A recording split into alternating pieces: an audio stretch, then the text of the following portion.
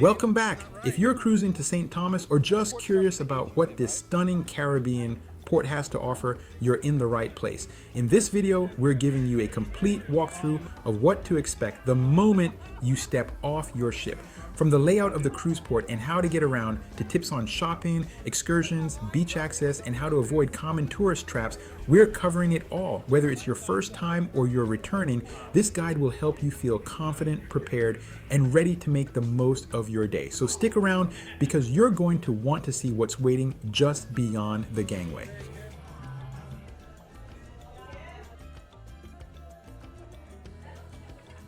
The first thing to understand about St. Thomas is that when you walk off the ship, you're stepping directly onto the island. There's no long pier, no buffer zone, and no gated off cruise port village like you see in many other destinations. This means you're immediately in direct contact with the local population. Now, for some travelers, that's exciting, but for many cruisers, it can feel overwhelming. Most people getting off a cruise ship are looking for a peaceful, stress-free day. But when you're suddenly surrounded by loud voices, aggressive sales pitches, taxi drivers shouting, and vendors in your face, it can feel chaotic, especially if you weren't expecting it. This kind of environment tends to trigger the very stress that most cruisers are trying to leave behind. But here's the good news. I've been through it, and I've got practical tips to help you manage those first few minutes on the ground. So don't worry. If you know what to expect and how to handle it, you'll be able to start your day in St. Thomas with confidence. The first natives you will encounter are taxi drivers. Here's my first tip. Don't stress about the cost of taxis. Prices are actually standardized. You'll see signs posted with official fares to popular destinations. Just check the board and pay that amount. It really helps take the guesswork out of transportation.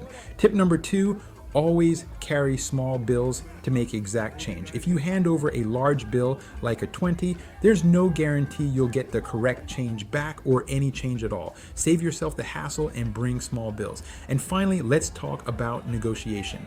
In many Caribbean islands, negotiating is a normal part of the culture. If someone offers you a price that seems too high, feel free to say no and keep walking. Don't take it personally. This isn't about being rude. It's just part of how things work here. If the deal doesn't feel right, move on. You'll likely find another option just a few steps away.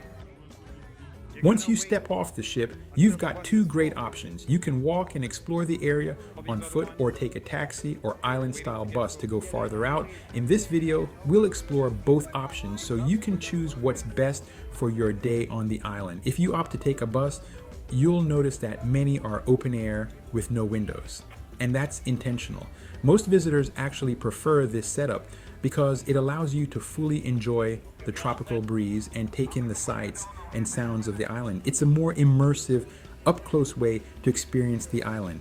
Most taxi or bus routes will take you along the scenic coastline, giving you amazing views of the ocean, the beaches, and even your cruise ship in the distance. Almost all popular routes also pass through the town area, so you'll get a nice mix of nature and local culture.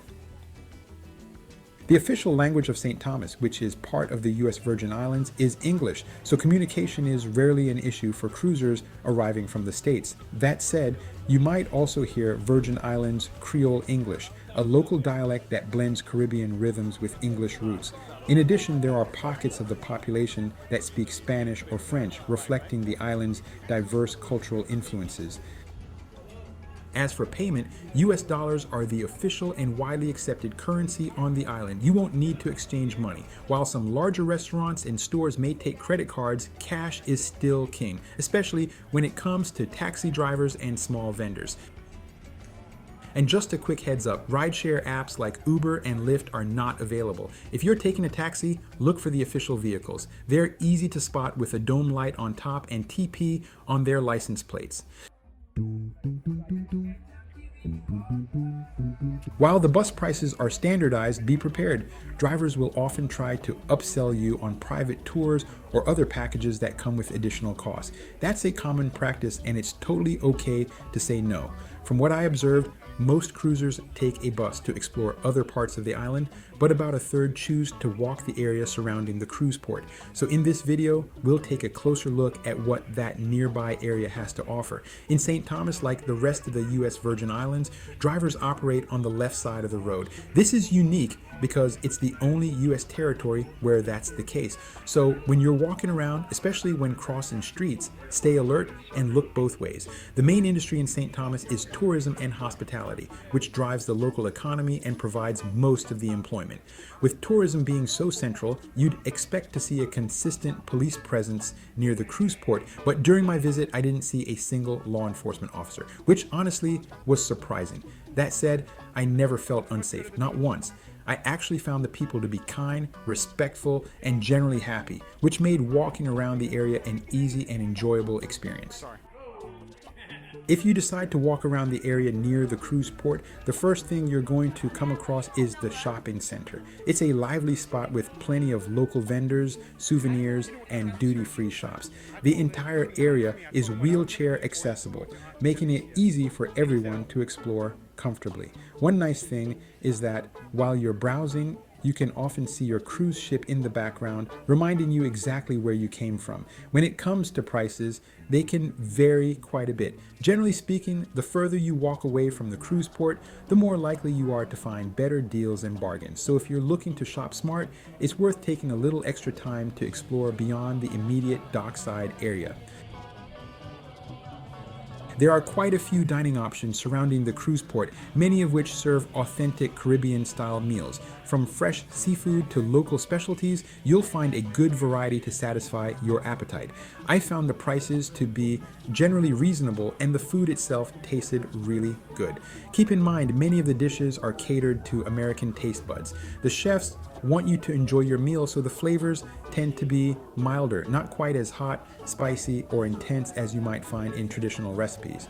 That's true even if you order classic Caribbean dishes, so don't expect blazing heat, but rather a flavorful, approachable experience. If you're hoping for a high-energy party vibe, this area isn't going to deliver that. The atmosphere around the port is actually pretty calm, relaxed, and not crowded, making it a nice place to enjoy a peaceful meal or a refreshing drink without feeling rushed or overwhelmed.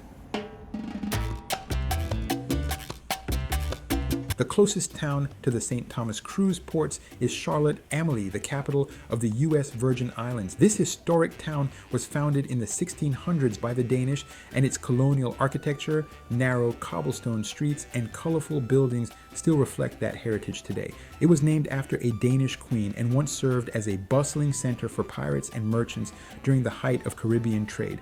Charlotte, Amalie is absolutely beautiful, truly one of the most picturesque towns I've ever seen. Whether you're strolling past the harbor or weaving through the quaint alleyways, it's a place that feels like it's been frozen in time. There are plenty of cafes and restaurants where you can sit, relax, and enjoy a great Caribbean meal. You'll also notice tons of jewelry stores. It felt like every other shop sold jewelry, from luxury watches to loose diamonds. Even if you're just window shopping, it's part of the fun. Now, while this town is absolutely worth visiting, I wouldn't recommend walking there from the cruise port.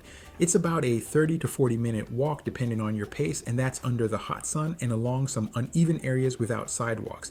Taking a taxi or an open-air safari bus is a much easier, more comfortable way to get there, and it'll give you more energy to explore once you arrive. There's a lot to see and do here, and booking a paid excursion is absolutely a great option, whether it's through your cruise line or a trusted local provider. This island is home to some of the best beaches in the world, and many of them are just a short distance from the port. Think white sand, crystal clear turquoise water, and calm waves, perfect for swimming, snorkeling, or just soaking up the sun. Now, if you're considering heading out on your own to one of these beaches or another popular attraction, here's my biggest piece of advice. Go early, make that your first stop of the day. They are generally further away from the port. Get out there and enjoy it, but make sure you leave yourself plenty of time to get back to the ship. Why? Because while it may only take 15 to 20 minutes to get there in the morning, getting back can be a different story. Around 3 p.m., the island starts to hit its rush hour and traffic slows down significantly. Also, I found that finding reliable transportation back to the port can be hit or miss later in the day. Some drivers may be busy or less available, and you don't want to be stressing about the time. So enjoy all that St. Thomas has to offer, but be smart about planning your visit so that you'll have a much smoother, stress-free experience.